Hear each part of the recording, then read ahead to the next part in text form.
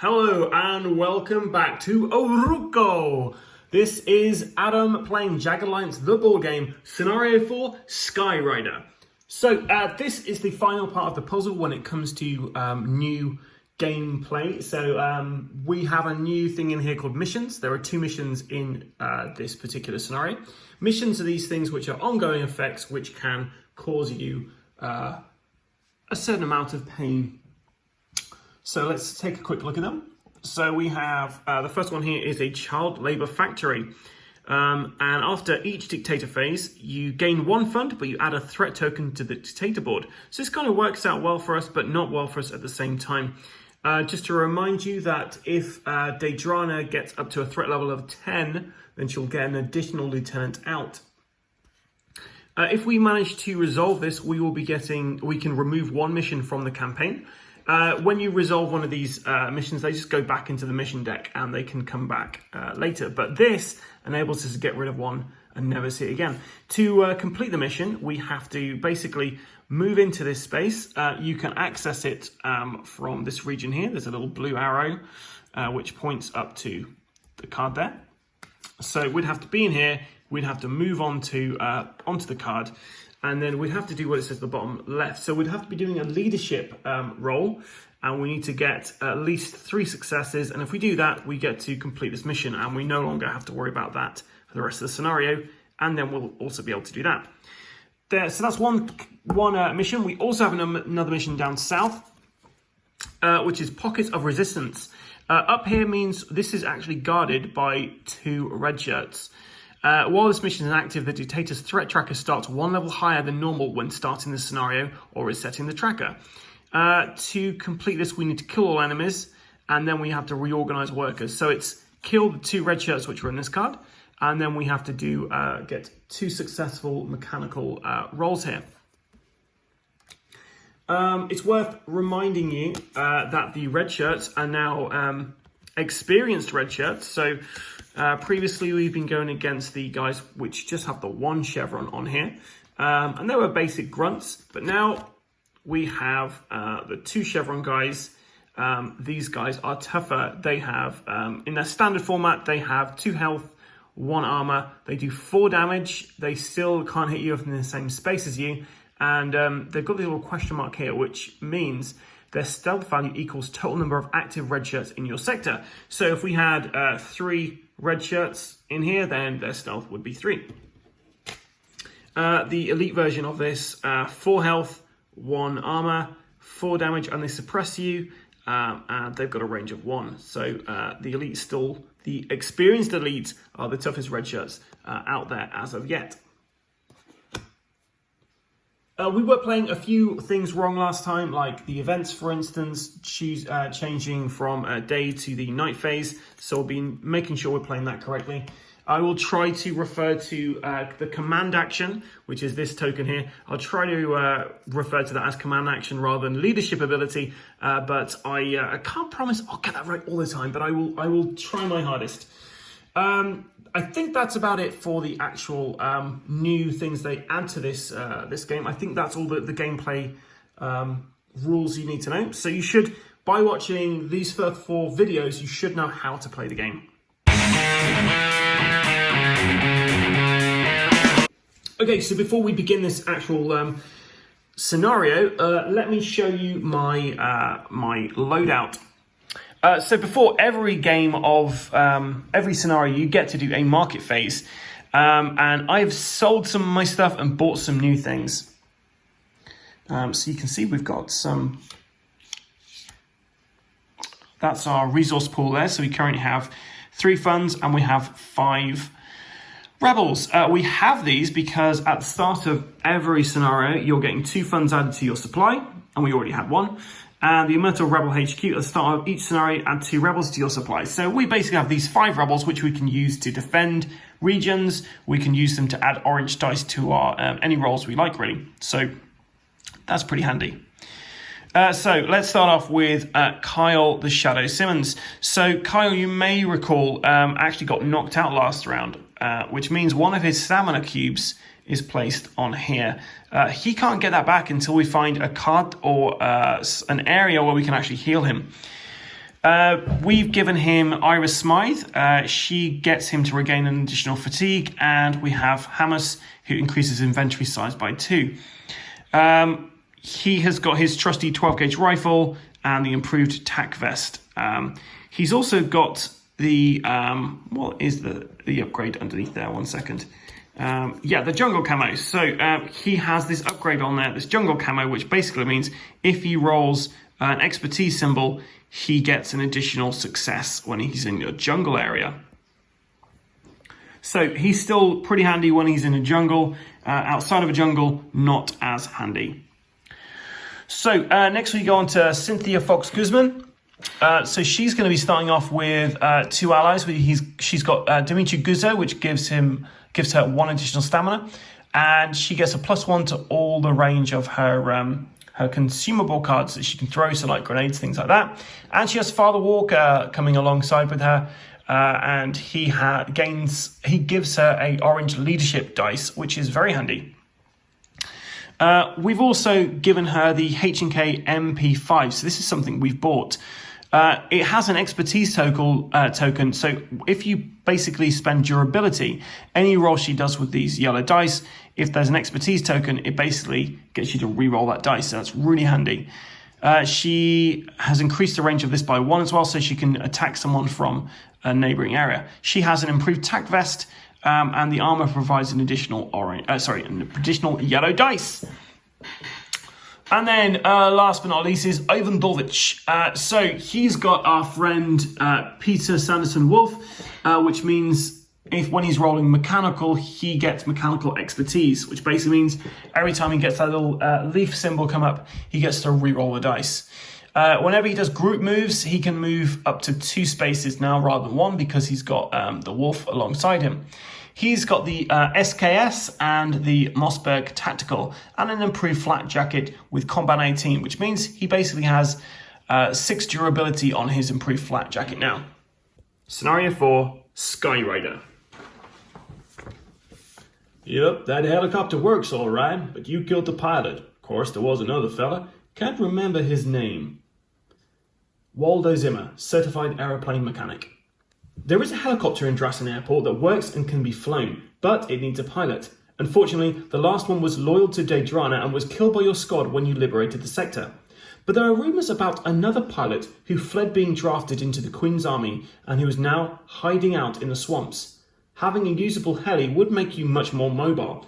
Meanwhile, Drassen remains unruly. You still do not fully control the town and need to take care of a few things. So our goal is to find Skyrider. When liberating sectors with a binocular token on them, flip the token. If the token is an X, you win the scenario. So let's take a quick look at the map as we have it. So we get to start off in either this area up here or this area down here. We have 3 sectors to go through, and we have to find our Skyrider either in here, or we can go up north and we can go through there, and he might be in there. It's worth noting that red obviously is impassable, yellow gives anyone who's in there an additional defense, blue is our jungle areas, but we have a new tile type to discuss, a new area type. So anything orange bordered, which has this little explosion symbol in there, that's the damage symbol on the enemy cards. This means anyone who is attacked in here has an additional damage applied to them. So I'm going to be trying to keep my guys out of here and move the enemies into here. It's the first time we've seen the swamp areas.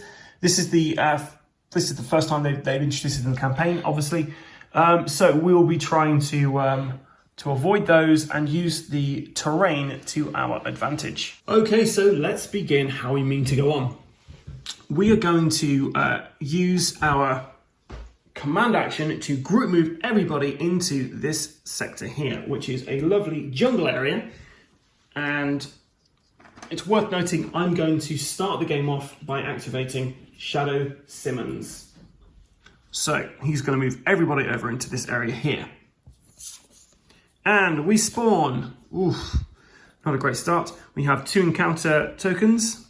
We have one in A and one D. This is the grenade one. I had this previously, and I spoke to the creator to ensure that I've played this correctly. So this isn't too bad. But so basically, every time we move into one of these sectors, we then have to quickly move out of it and then reveal what it was. So if it's an explosion or something like that, we get to avoid it. And we have an elite red shirt and a regular red shirt in this little area here. So it's worth noting from this area, once we've liberated, we can move over here to try to take out the pockets of resistance. But before we do that, we want to take out these guys. That elite red shirt is really tough. Okay, so it was Carl Shadows Simmons' turn.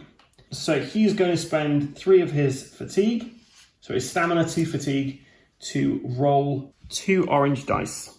And you know what? We're going to spend one of our rebels to add an additional dice to this, and we're aiming for this guy here. Okay, so we got 4, 5, 6. So that's enough. We need 5 more to kill him. So 1 gets soaked up by this, 4 go through, 5 go through even, to kill him outright.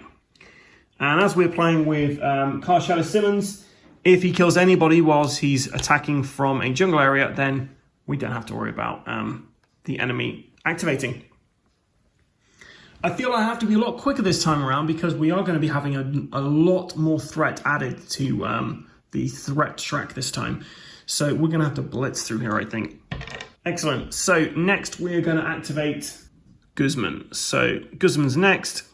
She is going to use her H&K MP5. It has got a range of 1 because we've attached a gun barrel extender. So she's spending 3 stamina and she's putting a durability on there. 3 yellow dice. Any of these she rolls, she gets to reroll that dice. She needs to get 3 or more to kill this guy.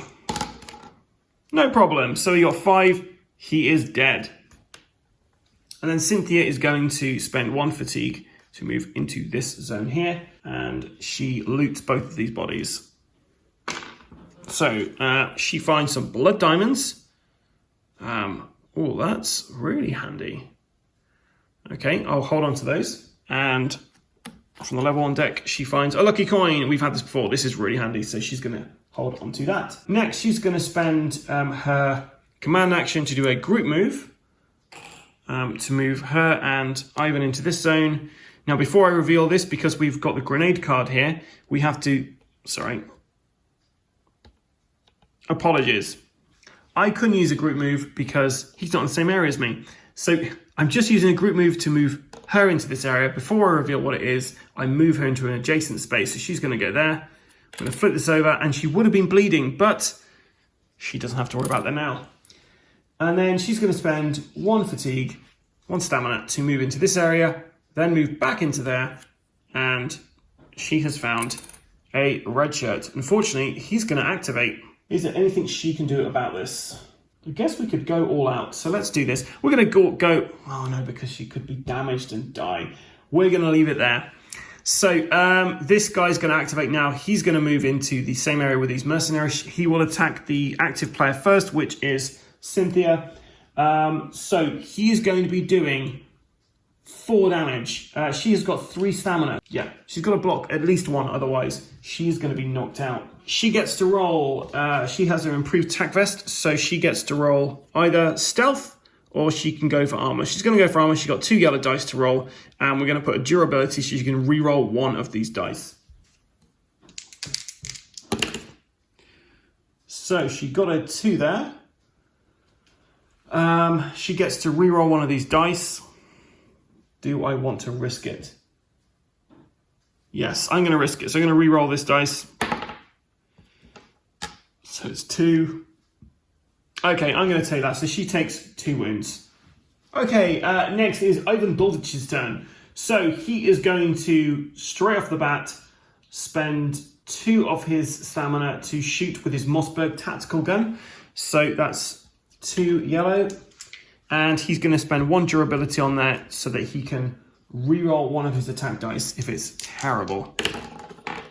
No, he got 3, which is just enough to kill that red shirt. 1 armor and 2 health, so this red shirt is dead. We loot him straight away and find a Red Cross brassard. So this is a tool we can put into one of our slots.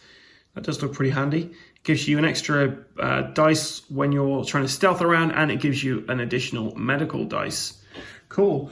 This area has been liberated, and it was a skull, which means we have to add a threat token to Daedra Reitman's board, which means her threat is going to increase.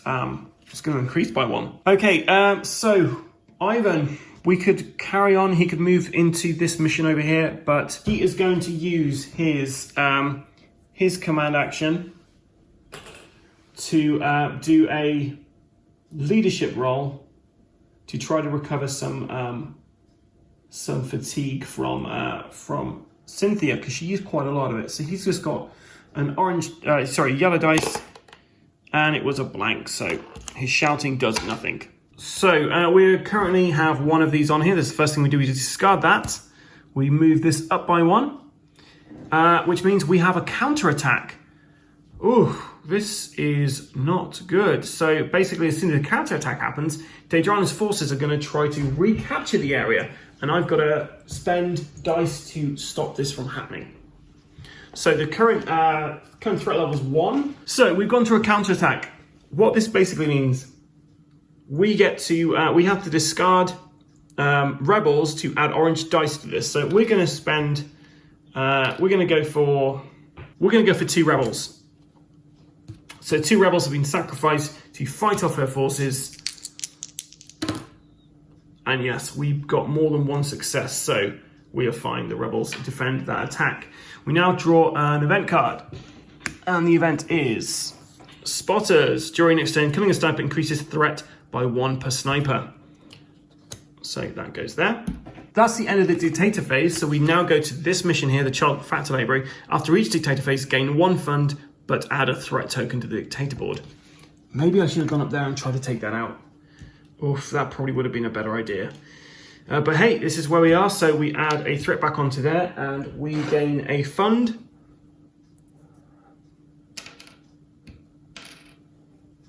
And that is the end of the dictator phase. Okay, I think I'm just going to ignore this mission and just try to get down south here to find this Skyrider pilot, because honestly, I'm really worried for my guys that they're not actually going to get out of here in one piece. It's pretty dangerous. Let's start off with Carl Shadow Simmons, because he gets to stealth around a bit.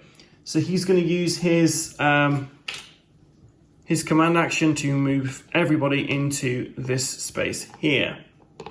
And we find Wounded Soldier. This sector is liberated. Place this card on the sector. On a skill roll of 2. So in skill roll, achieve 2 medical. Discard this card and gain this reward. So there's a Wounded Soldier here. We can patch him up if we want to. I think that probably would be a good idea. So the issue we've got is this next area we're coming into. This is all swamps and a city there. So this is going to be really tough. Lots of difficult decisions to be made here. So we're going to get Kyle to use 1 fatigue to move into this area here. We flip over this and we find a sniper team, which is exactly what we didn't want to find, because any snipers we kill are going to be adding threat onto the villain's board. So this is not a good thing to find. So we have our last 2 encounter tokens on A and D.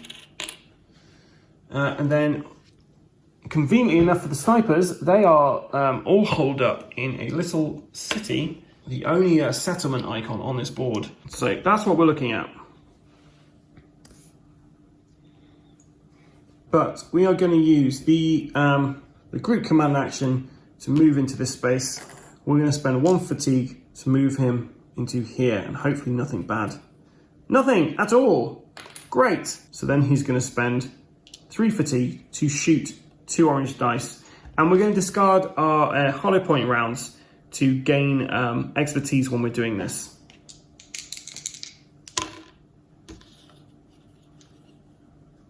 So an elite sniper has 3 health, and he's got 3 health down here. He's got an additional armor because he's in this area here. But 4 successes, that's enough to take him out. So didn't even need those hollow point rounds, but we used them anyway. And then we're gonna hope that Carl Shadow Simmons can survive this next attack. It's going to be doing 2 damage to Kyle. He needs to block at least one of these, otherwise he's knocked out and he is dead. That's him for the rest of the game. So we're going to put 1 durability on his improved attack vest, which means he gets to re-roll this dice. Okay, so I'm going to just take 1 damage because if I re-roll this and it's a blank, he's dead. So that is actually one of the best things I could do there. So he's just going to take 1 damage and he's going to finish his turn there. No, he's going to be taking... Oh no, I totally forgot. He is actually in a swamp area, which means he's taking 3 damage at the moment. He's got to do at least 2 or he's going to die. So let me give this a go. 2 or he's dead. Oh, I lucked out there. So I think there's only 1 2 on here. On this 2. Yes, I think there's only 1 2 on this dice. So yeah, I lucked out. Carl takes 1 damage. That was close. Now, because I killed this elite sniper, I have to add a threat to the threat board. Cynthia's going to activate next. She's going to discard her blood diamonds, which lowers the threat track by 2. It's Cynthia's turn, so she is going to spend... She's going to spend her command action to roll for medical and hopefully get 2 on here. Blank, so fail. I'm actually going to move Cynthia back this way for 1 fatigue. Next, it is Ivan Dolvich's turn. So he's going to use his group move, which means he can move 2 spaces. He is then going to spend 1 fatigue to move here. He's going to add a durability to his SKS to put a suppression on this guy. He's rolling 3 dice, spending 3 fatigue to roll these 3 yellow dice. And let's put the suppress token on there.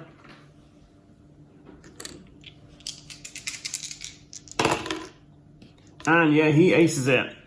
Kills this guy. We get an additional threat token added to the board. So we're going to have our counter out this turn. And then Ivan is going to move 1 space using a fatigue into here. And we're going to find out what's in there. So we get some jungle mag, which this can be attached to a weapon. He has an SKS, so we can put this straight onto there. It gives him an extra 3 durability on that, which is really cool. That basically means he can do lots more suppression with that. And he also finds some bandages during skill action before rolling. You can do a medical thing. It's now the dictator phase. Oh, Deidrane, you cruel, cruel queen. So we discard one of these. It moves up 1. We discard an additional 1. We now have a counter attack. I'm going to spend 2 rebels to defend this. Yes, we're good. We have defended it. We now have an additional 1, which means we're up to the orange scenarios now. So the first scenario we get is failed assassination. Immediately discard 1 rebel. Choose 1 placed in a sector if possible. This is terrible. We only have 1 rebel left. So that's gone now, which means if she does a counterattack, she is won.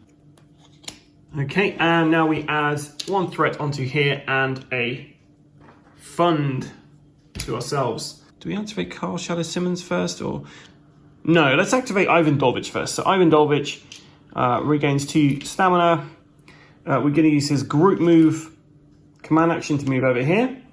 And then he is going to spend 1 fatigue to go into here. And we find, damage 3. Oof. So he takes 3 wounds. We've liberated that sector now, so we now check here, and if it's an X, then we have managed to find Skyrider. If it's not, then it means we have to go all the way back up this way, up here, across here, through these 3 areas there.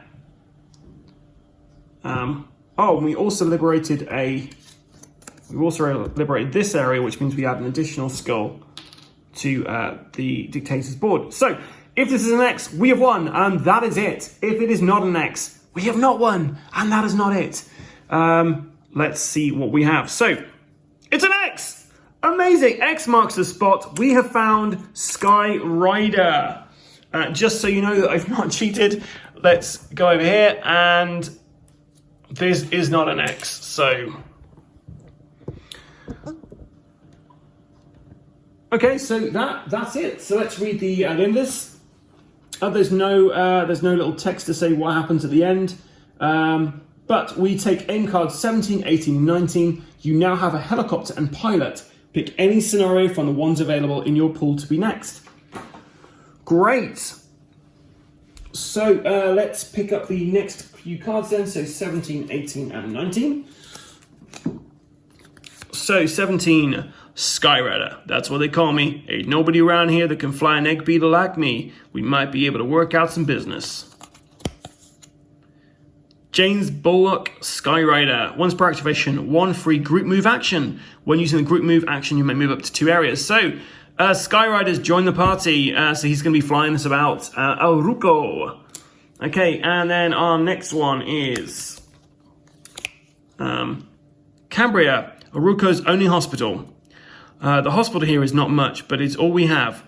There's also a university here that's as empty as the bitch's head. Queen shut it down years ago. She doesn't need anyone getting smart. She needs miners and soldiers, money and power. You know the location of Cambria and can choose this scenario. Discard after completing the scenario. So there's Cambria. And then we have San Mona, playground for grown-ups. You got your hookers, your bars, you name it here. It's almost like the Las Vegas of Auruko, except it's all owned by one man, the Kingpin. He's a big man in Auruko. He owns all things here, even friends. It's a good place for bad people. You know the location of San Mona and can choose this scenario. So, right, so we've got 2 places to go. Looking at them, I think I'm going to be heading to the hospital next because hopefully we'll be able to heal Carl Shadow Simmons' severe injury there. So I'm very happy that Cambria is an area we can go to. So that was scenario 4. That didn't take me half as long as I thought it was going to take. And yeah, I was just very unfortunate with what I got, I guess. I mean, I was very fortunate that this space here was actually where the guy was. Otherwise, I'm fairly certain I would have had to redo this mission because I had no rebels left. I could have trained a rebel here, maybe, but all in all, I didn't have any rebels. So this is not a good win. I'll be getting 2 more rebels because of my Amurta Rebel HQ, so I'm going to have at least 2 counterattacks. But because I didn't do the child labor factory or the pockets of resistance, these guys are still in play next time I play. So this is going to make it very difficult for me. Well, thank you for joining us again in Auruko. I'm Adam. I've been your host for this, but you don't care about that. You're here for the gameplay of Jagged Alliance. Once again, please, if you like this video or you find me doing anything which is incorrect, please put some comments down below. Please like and subscribe to our channel.